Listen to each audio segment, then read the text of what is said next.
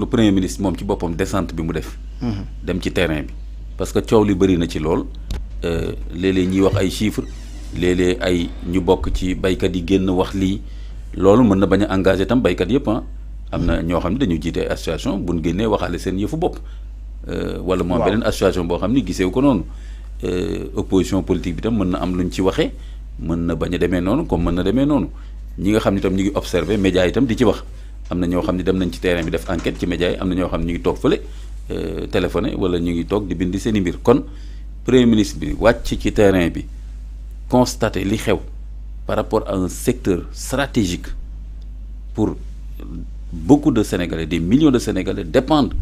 de ce secteur là su ma juumul chiffre yi mujj rek 27% de la population 3 millions de ménages xaw ma loolu du ay caaxaan rawatina pouvoir bu bees bi nii ku xool seen agenda ak seen document de développement yi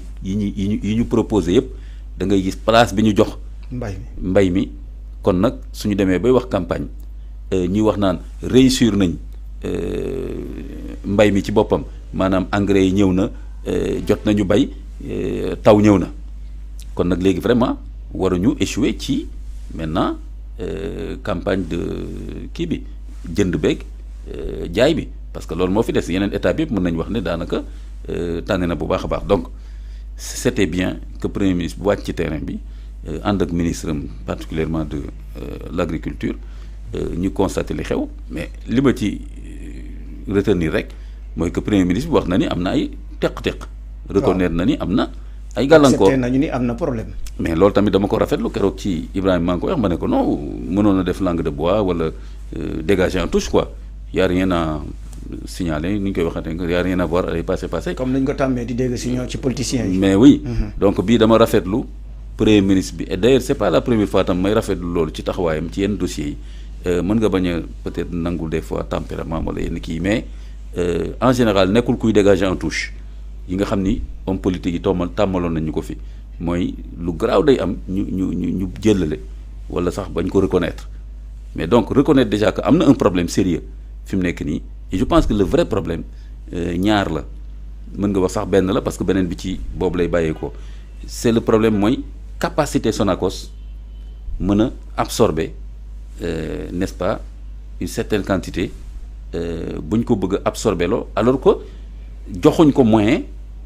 pour mu mën ko absorber parce que quand même Sonacos c'est une société parapublique on peut dire. waaw donc ci état bi la dépendre donc ñoom du ñu ay magicien voilà. duñu ay magiciens et je suppose que ñu compétent lañ jox actuellement direction bi ñu xam loolu lan la donc suñu leen joxul les moyens eh bien ils peuvent pas absorber la récolte kon foofu pour man am na problème de gestion au niveau du secteur de l'agriculture donc au niveau du ministère de l'agriculture mais loolu aussi da nga koy lëkkale ak ministère des finances en termes effectivement de budget. vraiment waaw parce que tudd na fa tam Cheikh Diba pour ñoom ñu xool naka la ñu mën a amee koppar pour lii di problème bi ñu génnee ko fii mu gaaw. voilà fi faute bi nekk nag vraiment il y a une faute de gestion carrément maanaam lu tax parce que c'est pas maintenant qu'on doit parler de fan la ñuy jëlee xaalis bu ñuy jëndee récolte bi ah non une campagne ça se prépare. maintenant au moins 1 an donc fi mu nekk nii fan la ministre bi di jëlee xaw ma combien de milliards nii c'est pas évident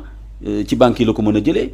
wala ñu defaat benn levée de fonds UEMOA et cetera yooyu yëpp quand même c'est assez compliqué c'est-à-dire que xaar mu ne këtt ne jonn pour def loolu c'est un grand problème et que tamit le premier ministre le fait que mu wàcc ci terrain bi je me suis dit que donc en un moment donné le premier ministre s'est rendu compte que ça ne va pas et qu'il n'a pas forcément la bonne information mu dem ci terrain bi effectivement confirmer que il y a des problèmes il y a un problème d'absorption de la récolte il y a une récolte intéressante importante qui est là bu fi amul woon nga dégg ñu ne way récolte bi doxul récolte baa ngi fi way Sonacos mënu ko jënd il faut arrêter ce cercle vicieux là maintenant il faut arrêter ce cercle vicieux là bu ñu deful lu ñu war a def moyen lañ amul nga joxe moyen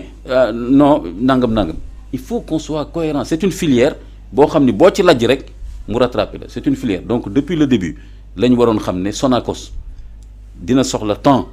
en termes de fonds publics pour mën a absorber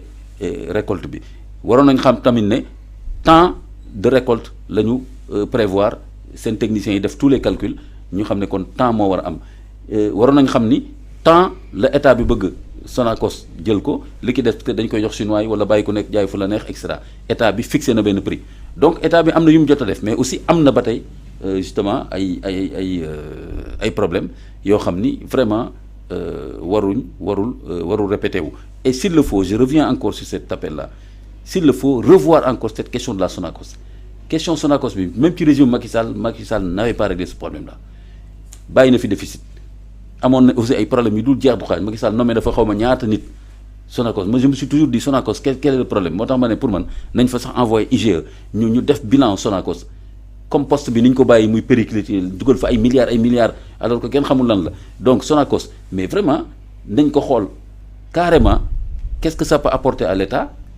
suñ ko war a refinancer nan lañ koy refinancer su fekkee dañ ko war a def leneen transformer ko leen ñu def ko su fekkee dañu war a bàyyi maanaam ay actionnaires privés dugg ci ñu dugg ci